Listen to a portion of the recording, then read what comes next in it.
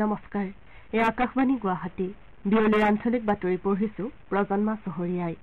পশ্চিমবংগৰ নিউ জলপাইগুৰিত সংঘটিত ৰেল দুৰ্ঘটনাত অসমৰ কোনো লোক হতাহতৰ তথ্য এই পৰ্যন্ত লাভ কৰা নাই বুলি মুখ্যমন্ত্ৰী ডক্টৰ হিমন্ত বিশ্ব শৰ্মাই প্ৰকাশ কৰিছে তেওঁ কৈছে যে এই দুৰ্ঘটনা সন্দৰ্ভত কেন্দ্ৰীয় ৰেল মন্ত্ৰী অশ্বিনী বৈষ্ণৱৰ সৈতে কথা পতাৰ লগতে ৰাজ্যৰ মুখ্য সচিবগৰাকীয়ে ৰেল বিভাগৰ সৈতে যোগাযোগ অব্যাহত ৰাখিছে ৰাজ্যৰ কোনো লোক দুৰ্ঘটনাটোত আহত হলে চিকিৎসাৰ ব্যৱস্থা কৰা হ'ব বুলি মুখ্যমন্ত্ৰীগৰাকীয়ে আশ্বাস প্ৰদান কৰিছে উল্লেখযোগ্য যে পশ্চিমবংগৰ ৰঙাপানী ষ্টেচনত আজি পুৱা সংঘটিত ৰেল দুৰ্ঘটনাত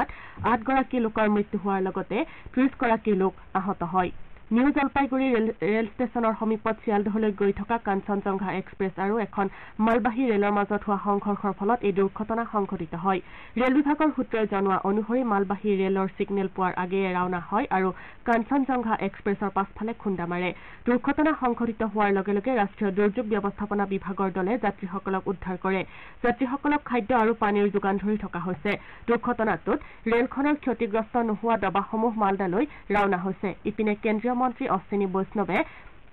দুৰ্ঘটনাস্থলীত উপস্থিত হৈ ঘটনাৰ বুজ লয় দুৰ্ঘটনা সম্পৰ্কীয় তথ্যৰ বাবে ৰেল বিভাগে বিভিন্ন স্থানত হেল্প ডেস্ক স্থাপন কৰিছে চিয়ালদহ ষ্টেচনৰ বাবে হেল্পলাইন নম্বৰ হৈছে 033-235-04794 033-234-33326 আলুৱাবাৰী ৰোডৰ জৰুৰীকালীন নম্বৰ 8170034235 কিষাণগঞ্জৰ 754202820 ডালখোলাৰ 8170034228 বাইছৈৰ 75418063558 চামচিৰ জৰুৰীকালীন নম্বৰ হৈছে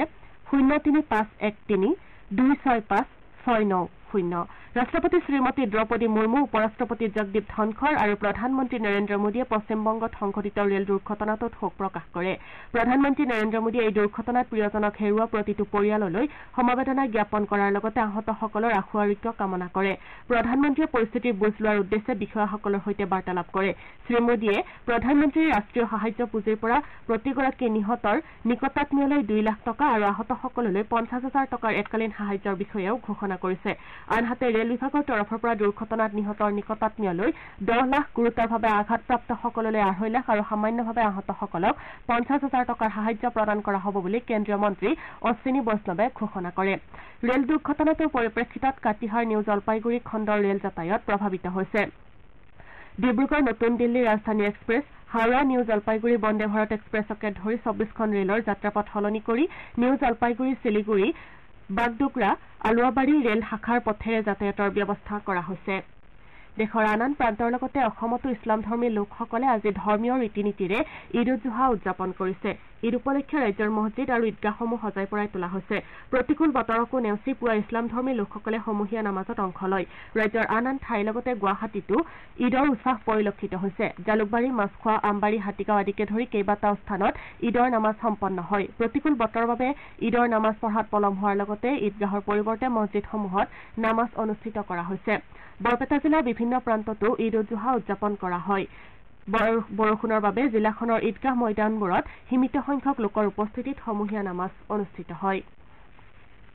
অসম চৰকাৰৰ সাংস্কৃতিক পৰিক্ৰমা বিভাগৰ উদ্যোগত আৰু শোণিতপুৰ জিলা প্ৰশাসনৰ সহযোগত অহা 20 জুনত দৰং মহাবিদ্যালয়ৰ প্ৰেক্ষাগৃহত কেন্দ্ৰীয়ভাৱে চলিত বছৰৰ বিষ্ণু ৰাভা দিৱস উদযাপন কৰা হ'ব মুখ্যমন্ত্ৰী ডক্টৰ হিমন্ত বিশ্ব শৰ্মাই এই অনুষ্ঠানত অংশ লৈ বিশিষ্ট লোকশিল্পী ধৰ্মেশ্বৰ নাথ আৰু চিত্ৰশিল্পী দুৰ্লভ ভট্টাচাৰ্যক 2024 বৰ্ষৰ বিষ্ণু ৰাভা বঁটাৰে সন্মানিত কৰিব তদুপৰি অসমৰ কলা সংস্কৃতি সমাজ আৰু সাহিত্য জগতলৈ অমূল্য অৱদান আগবঢ়াই অহা 9 গৰাকী স্বনামধন্য ব্যক্তিক এটা ৰাষ্ট্ৰীয় আৰু 8টা ৰাজ্যিক পৰ্যায়ৰ বঁটাৰে সন্মানিত কৰা হ'ব 2023 বৰ্ষৰ ৰাষ্ট্ৰীয় পৰ্যায়ৰ আজানপীৰ বঁটা প্ৰবীণ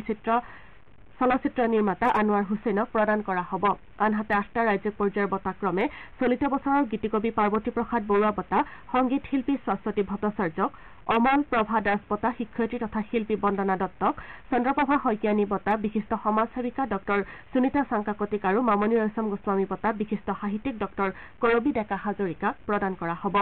একেদৰে চলিত বছৰৰ সৈয়দ আব্দুল মালিক বঁটা সাহিত্যিক জয়ন্ত মাধৱ বৰা